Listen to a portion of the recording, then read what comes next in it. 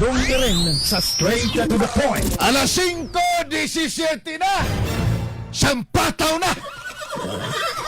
Gitodlo nagyod ni Presidente Bongbong Marcos ang sampataw nga Justice Secretary natong si Rimulya. O sa posisyon yika?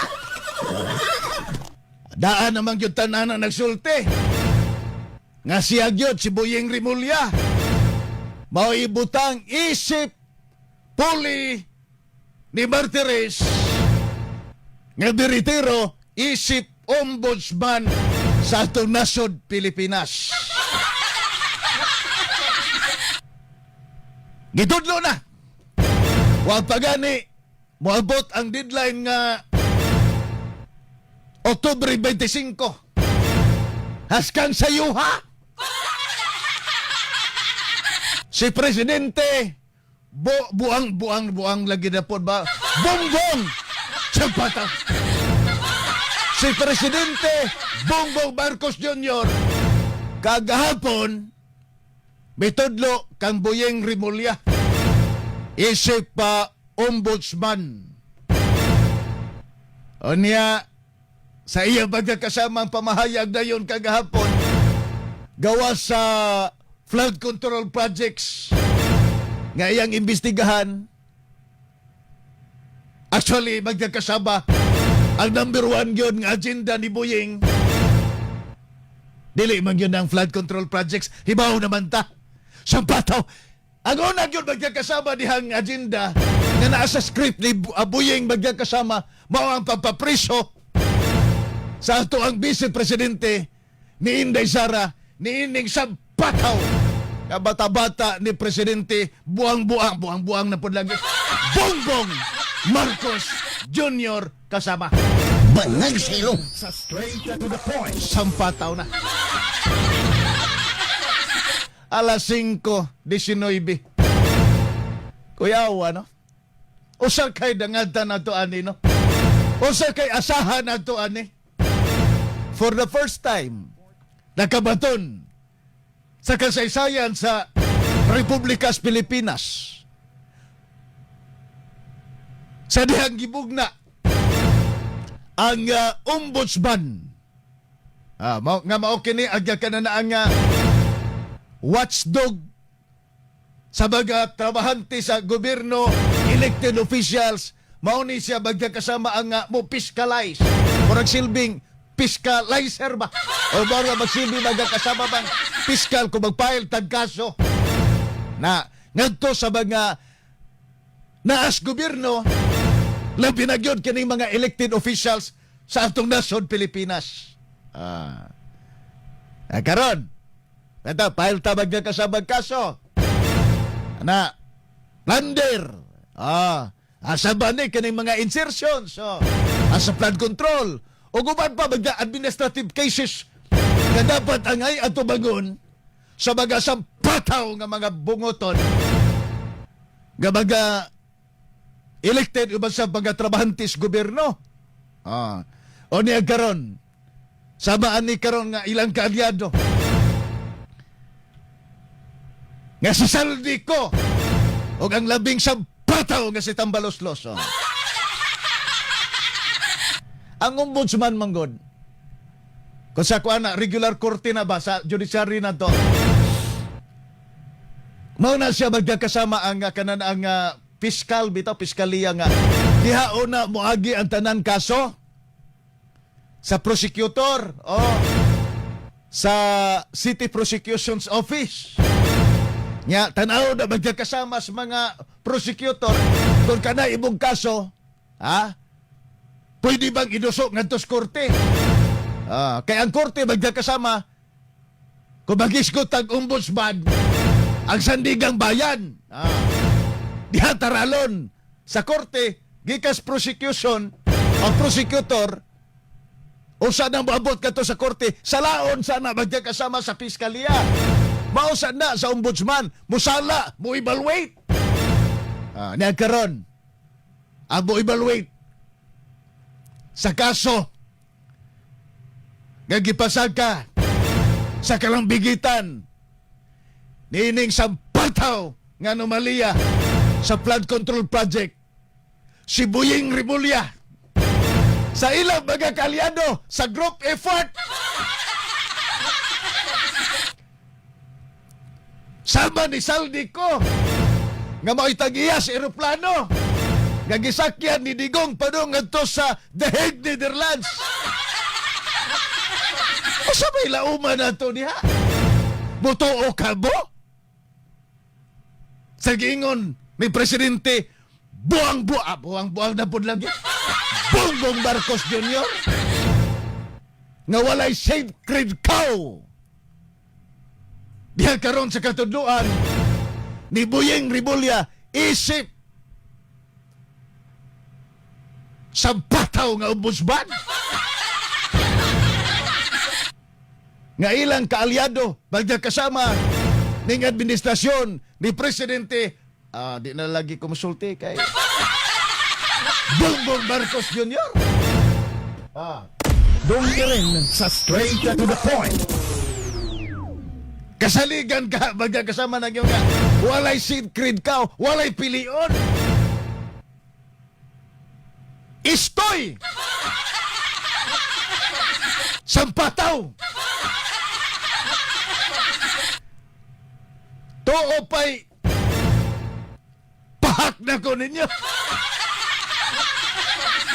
Di yun magkakasama ilibre ni Boying Rimulya. Sa kaso nga plunder magkakasama o sa panang magkakasong administratibong ikapasaka ngadto sa ilaha aron mo resulta kini silang pagkapriso? Imbestigahan iduot yun ka di Boying? Si Saldi kong sampataw? Si sampataw nga tambaloslos? Nga mo resulta kini unya o kung iduot ni ini si Saldi ko ibasab si tambaloslos sampataw.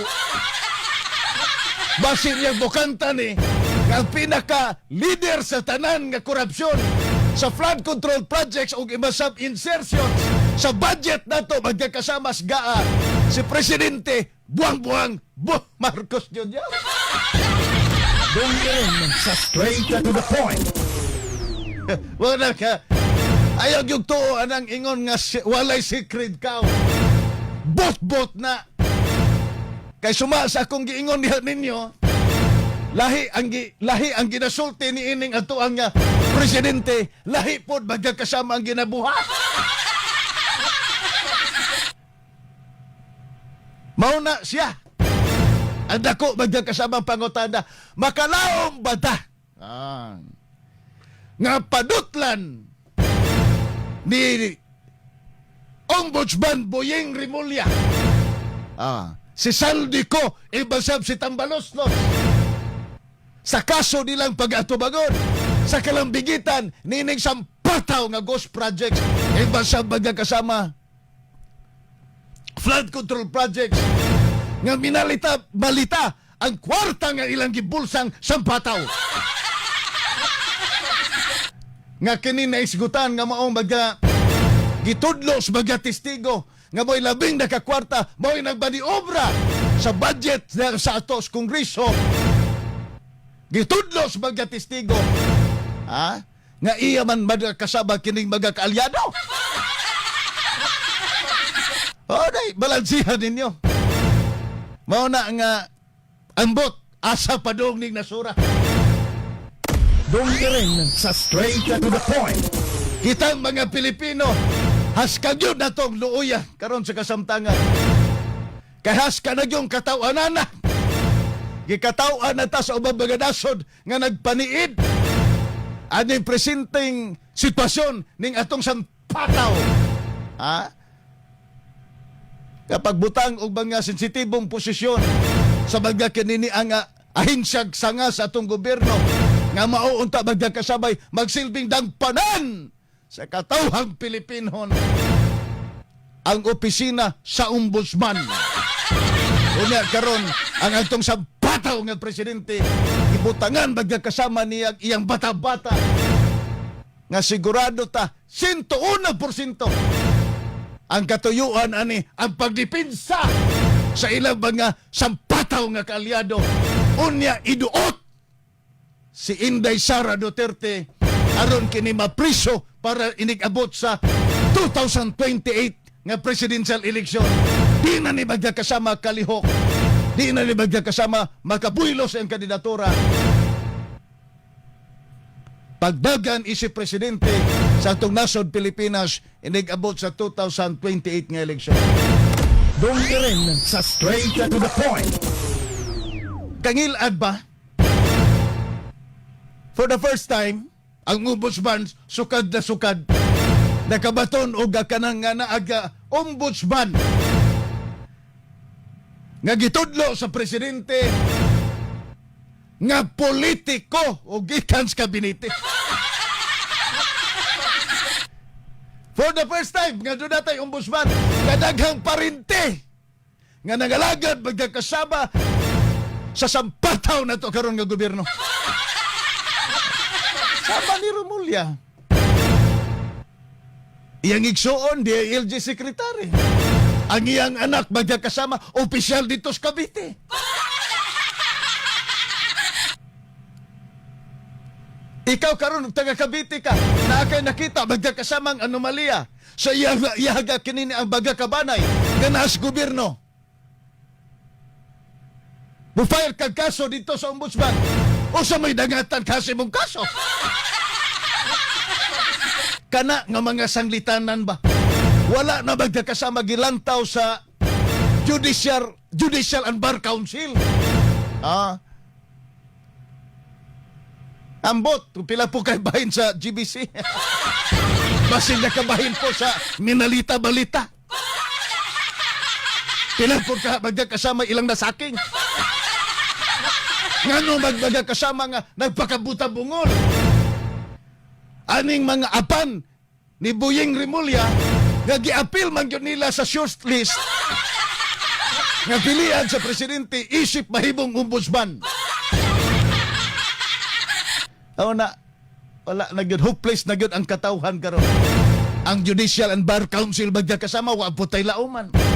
Ni ampon magkakasama armadong kusog sa Pilipinas. PNP magkakasama. Magsige pog ingon nga protektahan ko nila ang konstitusyon. Bisag gibaboy na ang sapataw na to nga konstitusyon. Magsige gyapon ingon ang EFP. Nato nga chief of staff nga pro-konstitusyon kuno sila magkakasama. Bisan og gibaboy na ang atong sapataw nga konstitusyon ni ining gobyerno. Dungkirin sa straight to the point. Kana pagpambaboy man na sa ato ang magkakasamang konstitusyon nga gibawg-bawg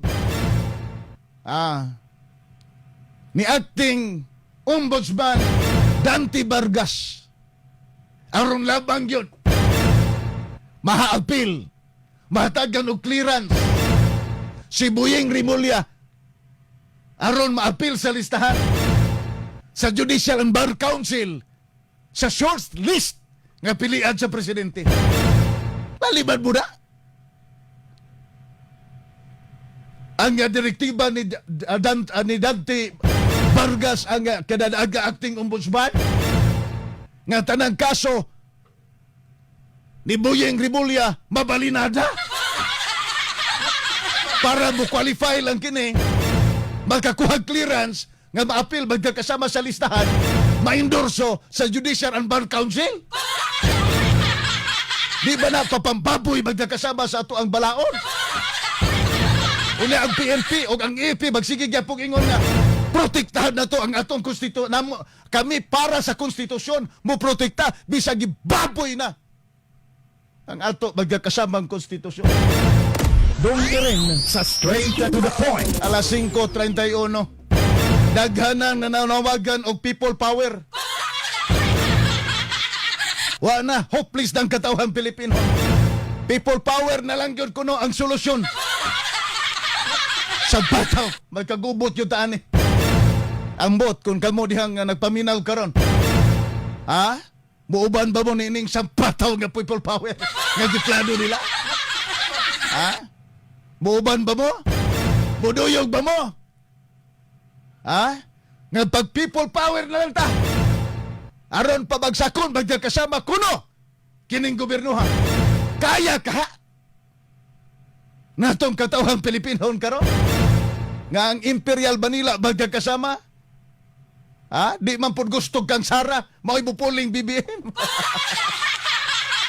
Magbalampuson ka kining plano sa bataw bagya kasama nga people power.